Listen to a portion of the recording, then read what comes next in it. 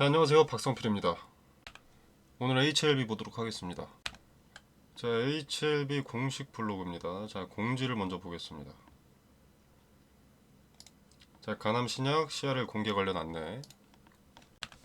자, 최근 항서제약과 엘레바가 FDA로부터 수령한 CRL이 공개된 이후 CRL 내용 중에서 리보세라닙 단독 허가는 불가라는 표현에 대한 문의가 많아서 그 의미를 설명드린다. 자, 물론 내용 이미 보셔서 아시겠지만 보시면은 병용치료제이기 때문에 리보세라닙과 캄렐리주마 병용치료제이기 때문에 임상 자체가 그것으로 시행이 됐기 때문에 단독 승인이 안 된다는 거죠.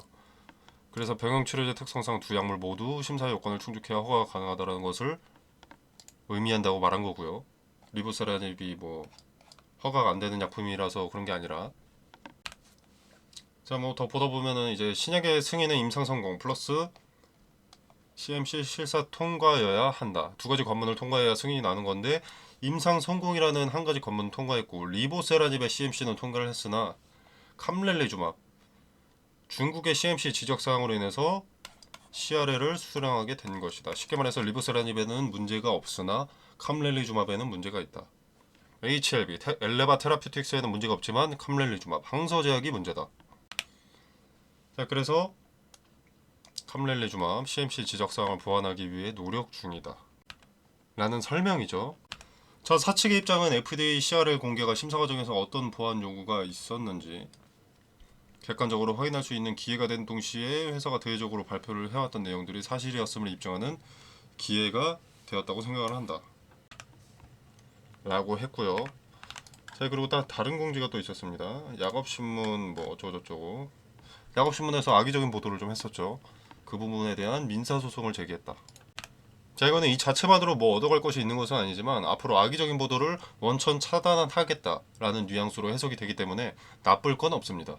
뭐 그렇다고 주가에 긍정적인 영향을 직접적으로 주진 않겠지만 사측의 이런 즉각적인 대응은 루머 차단 효과를 가져올 수 있기 때문에 앞으로 있을 겪지 않아도 될 루머 리스크를 해소할 수 있다 정도로 볼 수가 있겠고, 투자자들에게는 회사가 적극 방어하는 스탠스를 취한다라는 인식이 잡히면서 하방 안정성 강화 정도의 인식 정도는 줄 수 있겠습니다.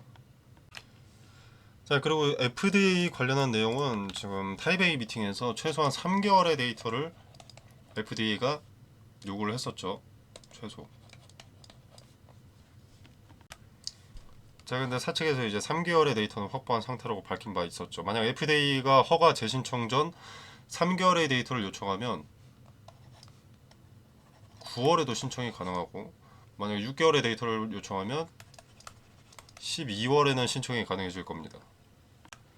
자, 그래서 보수적으로 12월까지는 딜레이 될 수 있다는 걸 염두에 두고 계실 텐데 9월이든 12월이든 기대감이 반영되기 시작한다면 점점 리스크가 높아진다고 생각을 하셔야 됩니다. 리스크도 함께 올라간다. 자, HLB는 지금 물린 주주들이 너무나 많습니다. 본전 오면 이탈할 주주들이 많다는 거죠. 주가를 주도하는 주체인 세력도 모를 리가 없습니다. HLB 주주들의 매물을 소화하는 자리는 엑시트하려는 목표 주가보다 월등하게 낮은 자리에서만 소화를 해줄 겁니다. 만약에 얘네가 여기서 엑시트를 할 겁니다. 자, 그럼 여기서 물량을 소화를 해줄까요? 절대 안 해주죠. 이런 데서나 해주지. 자, 그래서 기대감이 크게 반영되고 있는 시점, CRL이 발행되기 직전 기대감의 맥시멈이던 자리에서까지 소화해줄 이유가 없습니다. 이런 자리, 이런 자리죠, 이런 자리. 이게 또 반려되면 지금보다 낮은 자리로 가는 것이 명확하고 세력이라는 집단은 뭐 아니면 도 같은 도박을 하지 않습니다. 승인을 염두에 두고 목표 주가를 정하는 것이 아니라는 거죠.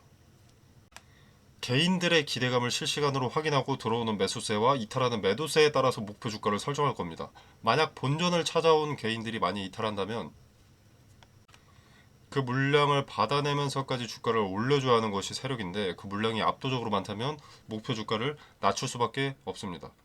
자, 그래서 여러분도 승인을 염두에 두고 승인 결과 발표가 나올 때까지 무대응으로 있을 게 아니라 기대감만 이용하고 이탈하시는 게 좋다는 말씀을 드립니다. 물론 승인이 나면 더 오르는 것은 당연하죠. 그러나 오르지 않는 경우도 빈번합니다. 왜냐면 이 기대감이라는 것은 이제 소멸했으니까. FDA 승인이라는 기대감은 이 치료제에 평생 단 한 번밖에 있을 수 없는 기대감입니다. 그 기대감은 승인이 난다고 하더라도 소멸하는 겁니다. 그죠?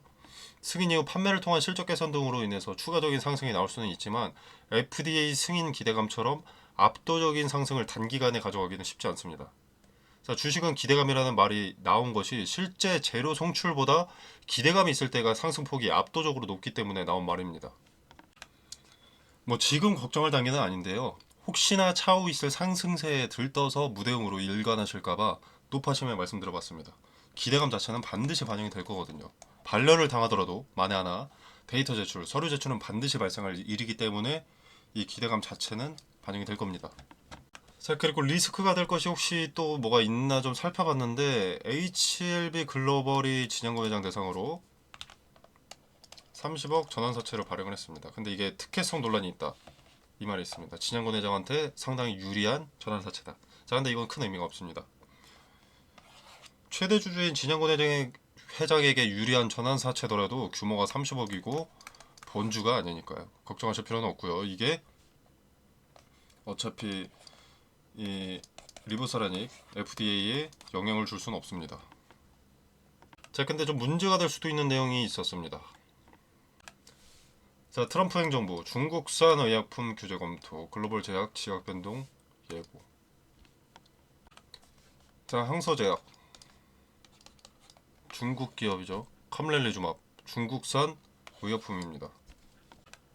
자, 이게 만약에 실제 시행될 경우에는 리스크가 상당히 커질 수밖에 없습니다. 중국산 의약품에 대해 고율관세 부과 가능성도 있고요. 그리고 이게 FDA 심사 기준이 강화됩니다. 중국산 의약품에 한해서. 자, 그리고 여기에는 중국 환자 데이터를 활용한 임상시험 결과를 제한한다는 조항도 포함이 되어 있습니다. 자, 그래서 실제로 시행이 된다면 문제가 될 수 있습니다. 근데 반발이 심하긴 합니다. 지금 미국에서도 반발이 심할 수밖에 없습니다. 그래서 시행 가능성이 높다고는 할 수 없습니다. 화이자나 리제네론, 아스트라제네카, 에브비, 머크, 로슈, 노바티스, GSK 등등의 글로벌 대기업들도 지금 이 규제라는 것이 생기면 환자 접근성을 막고 신약의 개발 속도를 낮출 수 있기 때문에 반발하고 있기도 하고, 그리고 24년 기준에서 주요 글로벌 제약사들이 외부에서 확보한 신약 후보 중에서 3분의 1이 중국 바이오텍으로부터 도입이 됐기 때문에 이게 시행이 될 가능성 자체는 상당히 낮긴 합니다. 그리고 이 보도는 뉴욕타임스를 통해서 보도가 되는데 백악관에서는 이 뉴욕타임스 보도를 부인했고요. 자, 그리고 사실이라고 하더라도 제약업계 자체가 크게 반발할 겁니다. 중국 바이오가 무시할 수준은 절대 아니기 때문에. 자, 이 뉴스 때문에 불안해하시는 분들 많아서 좀 말씀을 드려봤고요. 자, 그리고 차트 보시면은 이제 39,050원 요 자리죠. 요 자리에서 이제 이평선, 5일선, 21선 저항으로 두고 있다가 지금 수렴된 자리 위에 올라섰습니다. 자, 좀 확대해서 보면은 파란색의 선이 21선이고요. 요 자리에 있죠. 이렇게 와가지고, 그리고 자주색의 선이 5일선입니다. 이게 같은 자리에 수렴돼 있고 여기에 지지받고 올라와 있는 형태입니다. 뭐 상황이 그렇게 긍정적이라고 볼 수는 없겠지만 지금 주가가 하락의 마지노선에 거의 다 와 있는 것 같죠. 이 자리는 앞으로 의미가 좀 커질 겁니다. 또 반등하다가 저항받으면 이 자리에서 지지받을 가능성이 높아졌고요. 자, 그리고 이렇게 윗꼬리들이 길게 달려 있는데 특히 이날 과거의 매물들을 좀 소화해 놓는 그림이 보입니다. 그래야 다시 올라갈 때 방해 요소가 없어지는 거죠. 자, 그리고 HLB 주주 여러분들은 좀 듣기 싫으실 수도 있겠는데, 자, 저는 9월보다는 12월이 가능성이 높다고 봅니다. 왜냐면 자, 사진은 CRL 원문 중에 있는 내용입니다. 빨간색 박스를 쳐놨는데, 자, 이 부분을 번역을 해보면 저장 기간이 6개월을 초과하는 경우 제출 시 최소 6개월분의 데이터를 제출하여야 한다 라고 되어 있는 거거든요. 자, 이렇게 나와 있고요. 그리고 뒷내용들까지 번역을 해보면 이제 시간이 지나면서 단백질 구조가 변하거나 변성되면 약물 효과가 떨어질 수 있고 냉장, 냉동, 실온 등 여러 조건에서 장기 보관해도 품질이 유지되는지를 확인을 해야 한다. 자, 캄렐리주맙의 보관 온도는 2에서 8도, 저온 보관이죠. 그리고 유통기한 2년. 이렇게 적혀 있는데, 정리하자면 6개월 동안 이 약물의 성질이 변하지 않고 안정적인지 확인하는 것이 안정성 데이터. 그리고 CRL에서 세이프티 데이터인 안전성 데이터하고는 다른 거라고 좀 생각이 됩니다. 그래서 FDA에서 기본 3개월을 요구하는 것은 맞는데, 그건 화학성 의약품인 경우고, 이제 바이오 의약품이라면 6개월을 보통 요구를 하기 때문에 12월이 가능성이 높다고 보고요. 그리고 CMC 문제로 제조 공정에 변화가 생겼기 때문에 변화된 환경에서 생산된 약물이 안정적인지 확인하는 절차로 보입니다. 자, 그리고 이게 아니라고 하더라도 FDA 최소 요구 충족, 그러니까 3개월 데이터를, 3개월은 지금 9월에 됐죠. 9월 뭐 며칠인지 모르겠지만 아무튼 3개월 데이터를 제출하고 NDA를 신청한다. NDA를 재제출한다라고 하면 당연히 심사 기시는 12월에 제출하는 것보다 앞당겨질 수 있죠. 그래서 빠른 승인 가능성을 확보할 수가 있기는 한데, FDA가 데이터 기간이 짧다는 명목으로 또 딴지를 걸 수가 있습니다. 그러면 심사 지연이나 추가 보완 자료를 요구할 수도 있는 거죠. 그러면 어떻게 되겠습니까? 기대감 반영됐다가 또 폭락하는 거죠. 그래서 9월보다 12월이 낫습니다.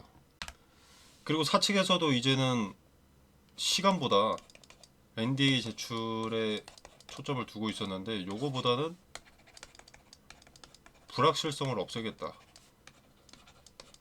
라고 했기 때문에 얘네도 12월에 제출할 가능성이 높습니다. 6개월 데이터를 확보한 뒤에.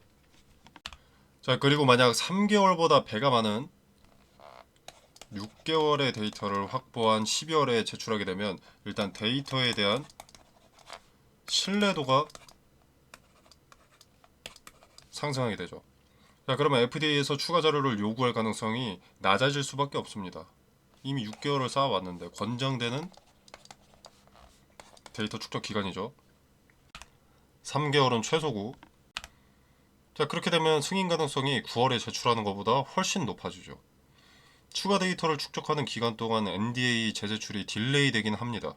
이 부분은 주가가 재미가 없기 때문에 투자자들의 관심도가 뭐 9월, 10월, 11월 동안 낮아질 수가 있는데, 낮아지면서 이제 매수세가 줄어들기 때문에 좀 아쉬울 수 있는데, 승인이 위협받는 것보다는 낫다고 생각을 하고요.